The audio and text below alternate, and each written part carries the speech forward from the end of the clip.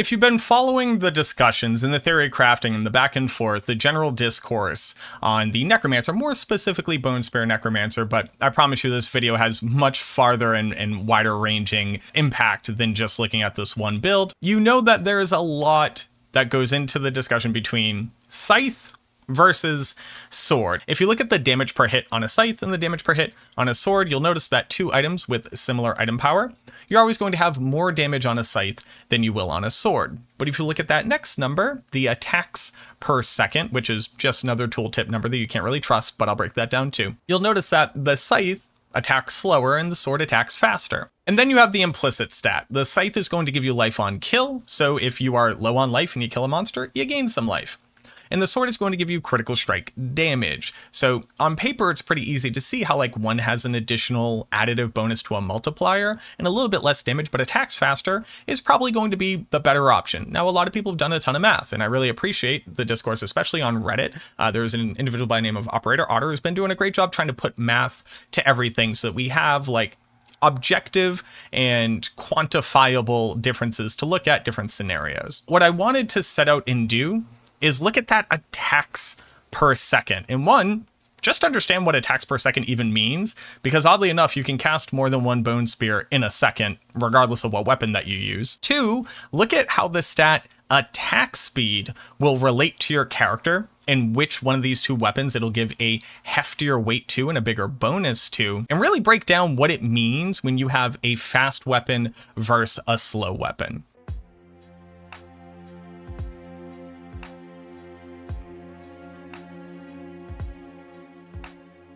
Now, for this to make sense, I need you to understand like the level of diligence that went into testing. Because if you just cast Bonespear, cool, you cast Bonespear. And then if I put on this Scythe and I cast Bonespear, it doesn't look altogether that much different.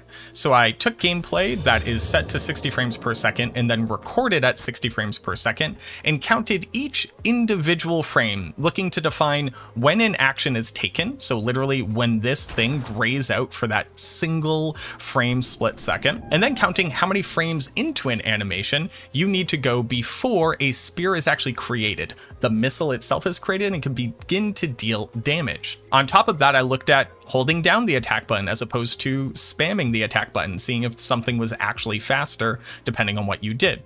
And I went through a lot of different examples and I captured all of that data, and then I put on a ton of increased attack speed. So I put on increased attack speed here, I have increased attack speed in the Paragon board, I have increased attack speed from Inspiring Leader. So that added up to a total of 31.4 increased attack speed. I also could have sacrificed the bone golem here, but I wanted to leave a little bit of meat on the bones for future videos and future research, and got the exact number of frames that every single thing that my skill bar could do takes in this game, and what that means for you, the player. And then I just want to give you that information so you can make your own informed decisions. You already heard my bias, but I promise you that the data that was collected and the way that it was collected was not seeking to prove that bias. It was just seeking to say literally what are the differences in numbers. And then the last little thing before I show you the data, because I promise you there's a whole data sheet, you can copy it, you can do whatever you want with it, you can run your own numbers, etc. But before we go to the data sheet, the one last thing that you need to understand is that there's actually multiple components to each one of these calculations. Have you ever asked the question, when I cast Bonespear, how long until that second Bonespear happens? Like literally, how long into the animation can I start casting my next one? Or how long into the animation for Bonespear can I begin moving? And it turns out that those two things are actually different. And then lastly, the component of literally when do I cast the Bonespear? At what point does the spear exist? And it turns out that that number is also a different number from the other two. And I think all of these things have different breakpoints that we might be able to calculate if we get precise enough data to figure out literally how much increased attack speed you need to increase each one of these different breakpoints to a higher efficiency. But let's go ahead and look in the data. I bloviated enough while you're just staring at a blank screen here. You can take a look at all the different notes that I took while we were going through doing this testing and setting up our criteria for how we were measuring things, etc. So I'm going to leave all of that in there. If you want to take a look at it, feel free to do so. But the data sets here are pretty simple, and I'll walk you through it just to understand it. This is a base test between sword and scythe, no increased attack speed. So the sword has an attack speed of once per second, and the scythe has an attack speed of 0.9 times per second. And then you have the attack speed bonus that we had, the in-game calculated attacks per second, and then the same results for those tests run with that increased attack speed. So the first thing to know here is that when you cast Bonespear and you have no increased attack speed, it takes 15 frames, or 1/4 of a second, before the spear actually exists and can deal damage. In comparison to that, a Scythe takes 16 frames, so it's only 1/60th of a second slower. And that just might be an open and close case right there. Boom, only 1 frame slower. Who cares? Give me that 10% increase in damage. Before you go ahead and think that, let's look at a couple more data points just to understand a few things. One of the tests that we ran was how long would it take me to cast 3 Bonespears? Because again, the real conversation between Sword and Scythe comes down to, over an extended period of time, ultimately which one does more damage. And it turns out that Sword over enough time does just do more damage. But if you were somehow in a scenario where you only need to cast Bonespear 1 to 3 times, the difference between doing it with the Sword and the difference between doing it with the Scythe, what actually accumulates as total time taken there? And then the other thing that I tested was whether or not I'm spamming the button as opposed to just holding down the button. So what this calculation shows right here is the amount of time it took me to hold down the button, cast the first Bonespear, then the second animation began, and then the amount of time it took for the third Bonespear to exist and be able to deal damage. So this isn't the full 3 animations, it's 2 animations plus time until third Bonespear could actually hit something. In this regard, it took us 99 frames, so just short of 100, which would be 1.66 total seconds. So you can cast 3 Bonespears in less than 2 seconds. So already the idea of 1 attack per second really doesn't mean anything. It is used as a basis for animation length, but the amount of time it would take you to cast multiple Bonespears is not once per second, so that's good to know. And then for Scythes, it took 106 frames, so about 7 frames longer. And again, you'll see a slight difference here between these two. That is actually just human error. Especially with spamming, there are times where you've either not successfully buffered, or since I'm playing on a controller, there's literally a travel distance until the button is pressed. That's why these numbers are not the same, but you'll see that there's almost no difference between the two. And then when I got even more precise with the testing, there was literally no difference. So at the very least for Bonespear, no difference in just holding down the button versus spamming. I don't know what else to tell you. That's just like the truth. That's just the reality. But when we have a difference of 7 frames here to cast 3 Bonespears, now we're talking about like a larger portion of an entire second, but still not that big, right? So if we took 7 frames divided by 60 frames, we're losing 11% of a second as far as like how much of your literal lifetime is going away. And you might say that's not a lot, but start to think about how many times you cast a spell in Diablo 4. Not only that, think of how many hours you play over. If I were to tell you you could gain 11% efficiency for no loss in damage, depending on what you're farming, you would seek to gain that 11% efficiency, right? Let's look at some more numbers because it gets even more interesting when we talk about the third breakpoint, which is how long does it take you to start being able to run again? So for this calculation, it turns out that while the Bonespear on a sword is generated 15 frames into the animation, your character is locked and cannot take any other actions until the 22nd frame, specifically as it relates to running.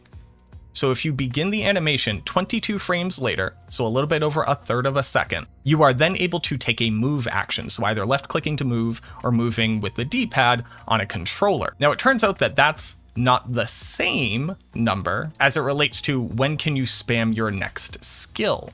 And this is what I thought was pretty interesting here. So in our test where we're holding down the button, we're allowing the game to spam 3 Bonespears, we start the animation, on the 15th frame the spear exists, and then the second animation didn't start until the 43rd frame into our total animation length. So for whatever reason, you are able to begin running and interrupting an animation much sooner than you're able to cast your second skill. These two things have different timers about when you can and cannot do them.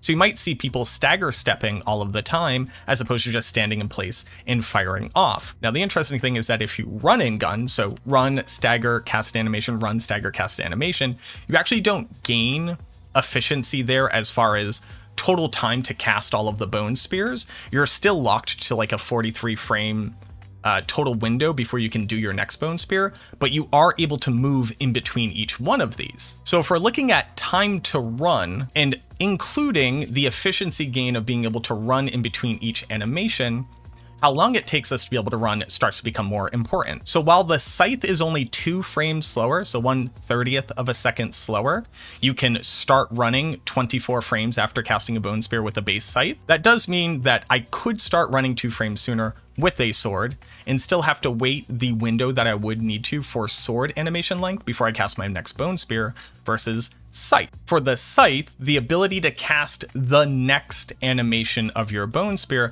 that was 46 frames into the total animation. So here we're going 3 frames faster on the sword than we are on the Scythe, and we're able to move 2 frames faster. So each cast of Bonespear while running and gunning is gaining you 5 frames of efficiency over using a Scythe. So again, while the initial numbers, like just the small differences, so the Bonespear is available 1 frame earlier, that doesn't seem that big. You're able to begin running 2 frames earlier, that doesn't seem that big. Spamming efficiency is only 3 frames slower, so that's not really that big. When you start to add them all together, you see a bigger and bigger discrepancy between using one and the other. And I know I'm pulling hard for sword, that is my bias. Again, I'm gonna try to keep my bias out of it. I just wanna paint the numbers for you in case you're not willing to read through everything and see it yourself. I do have a bias. I'm trying to keep it out of this. And then here's one of the things that I found very interesting. And while again, the number doesn't look that important, this might explain why I personally am so bad at this game and die so often. When you cast Blood Mist, the amount of frames that the animation takes before you actually gain the immune status while using a base sword is 14 frames. While using a Scythe, it's 15 frames. So again, only 1 frame slower here, but this was just a very interesting data point in general. The fact that it's nearly a quarter of a second with the sword and a full quarter of a second with a Scythe before you actually become invulnerable, that helps me to understand how much earlier I need to buffer using Blood Mist for its immunity to be able to escape hairy situations. So if you had never seen that number before, keep this in mind, it's going to be pretty important. And this absolutely explains all of those times that I personally died in all those scenarios, especially while trying to push high nightmare dungeons, and it's definitely not a skill issue. At least that's what I tell myself. For the second set of tests, we were using 31.4% increased attack speed on our gloves, Paragon board, and in our skill tree with Inspiring Leader. And that stayed constant. We didn't use a different amount for a Scythe versus sword, and this is your expected increase in effectiveness if you use the character screen as your point of reference. You are supposed to have 1.314 attacks per second with the sword, and you're supposed to have 1.1826 attacks per second with a Scythe. We've already established that you can attack more than once a second, even with a slow Scythe, but this is the idea. So while it's the same multiplier, you may assume that since we're increasing them both by the same amount, we would see the same increase in efficiency. These calculations right here are literally just showing the difference between this number and this number as far as what the gained efficiency is. So for our Bonespear animation, with the sword with increased attack speed, the Bonespear can actually deal damage on the 12th frame, and this is an increase in 20%. What I find interesting is that while I've increased my attack speed by 31%, the effective increase that I've gained, at least for this one breakpoint, is only 20% increase. And then you'll see that there is a difference. There is some variance here. So for casting 3 Bonespears in a row and calculating when the 3rd Bonespear could hit a target, I gained 24% efficiency over our base number, still didn't reach that 31% efficiency here. And then when we're talking about sword to run, so how quickly can I run after casting while holding the sword, I gained 22% efficiency. These numbers could easily be explained away by a difference in just like inefficiency and how we generated the data. If you were to capture the animations at higher frame rate and record at higher frame rate, and then do your calculations there with a higher total number of frames per second, these numbers might go away. I think it's kind of interesting that it would be a plus or minus of 4% efficiency gain.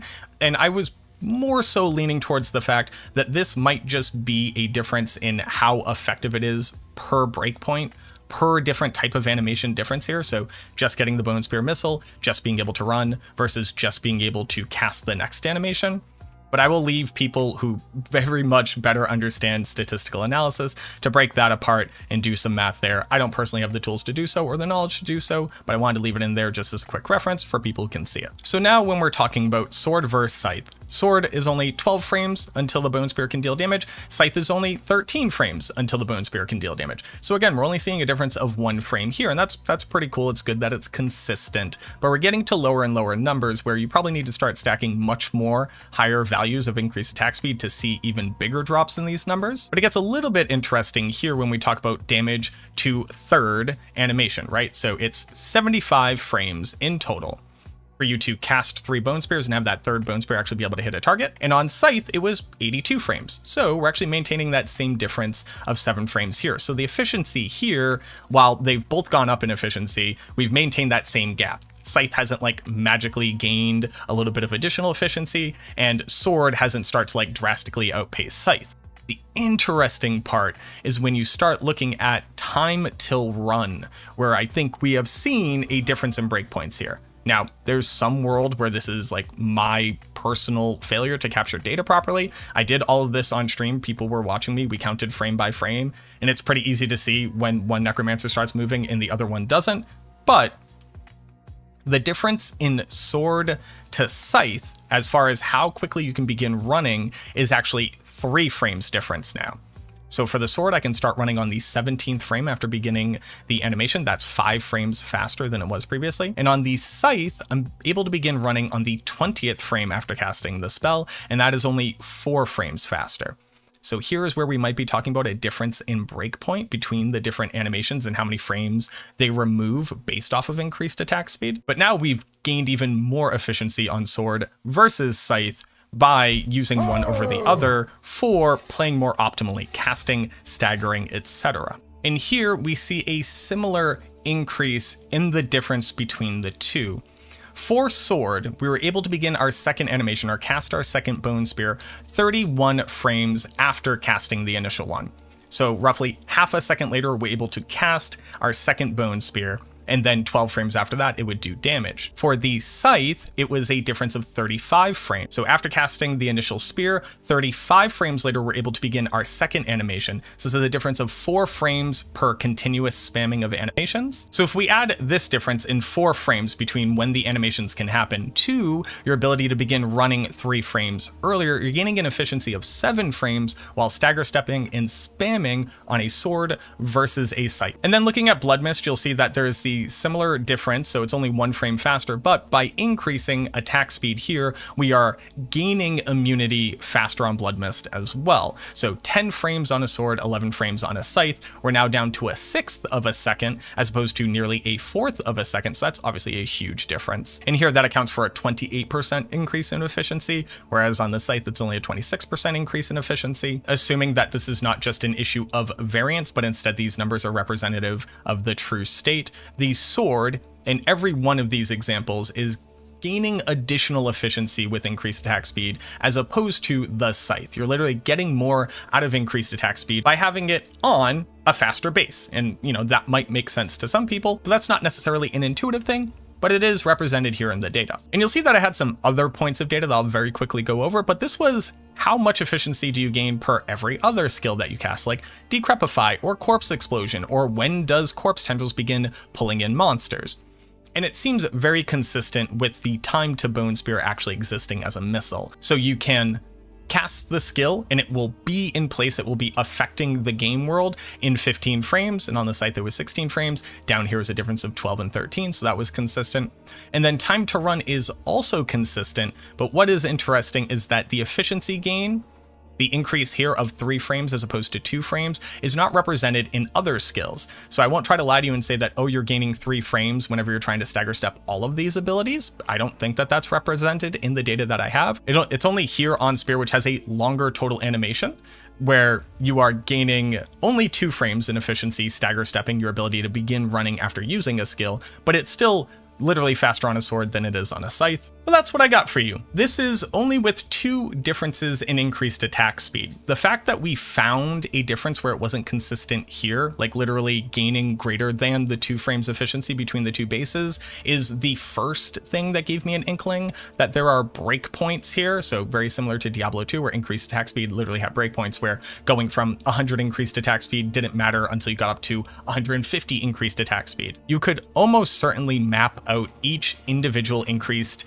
in attack speed, rerun these tests to see the difference, and start to see more staggered steps and differences here. So there's a world where you may not need 31% increased attack speed to get down to the 12 frame breakpoint for Bonespear, but you would need 31% to get down to the 13 frame breakpoint for Scythe. That's the general idea of what a breakpoint means, and reaching certain benchmarks of increased attack speed to be able to get to those breakpoints. I hope that this helps. Again, I'm not going to just like lay on my bias here. For me personally, in how I approach video games, going faster literally means doing more, and I'm going to seek efficiency in however I can. And I wasn't able to find any like real world examples where the increase in damage on the Scythe was actually netting less animations required to do the same content. But given big enough samples, long enough fights, something like the Echoes of Lilith as a model for being able to map this out and look at it, you may be able to find examples where that is true. But I just wanted to release this out to the public because I know while we all vaguely understand that increased attack speed makes animations faster, I haven't seen anybody like sit down and do this work yet. Feel free, please, to take this model and get other values of increased attack speed and do the same testing. I would love to add to the overall strength of like just this worksheet here, but in general, our knowledge of increased attack speed. So if you're interested in doing that, please feel free to hit me up, either comment here, come join me in the Discord. The link is in the description, and you can come join the team of nerds who might be looking at this. I would really appreciate if other people can kind of knock their heads against this, because I don't personally have time to continue to wheedle my way through this and work on it and get different stages of increased attack speed data, because, well, there's a season coming up and I got to write a lot of stuff from Max Roll. But I would love to see you in the Discord. I would love to see your comments here. If you had any questions, please let me know. Thank you so much for watching this video. I truly hope that it helps, and I look forward to seeing you in the next one.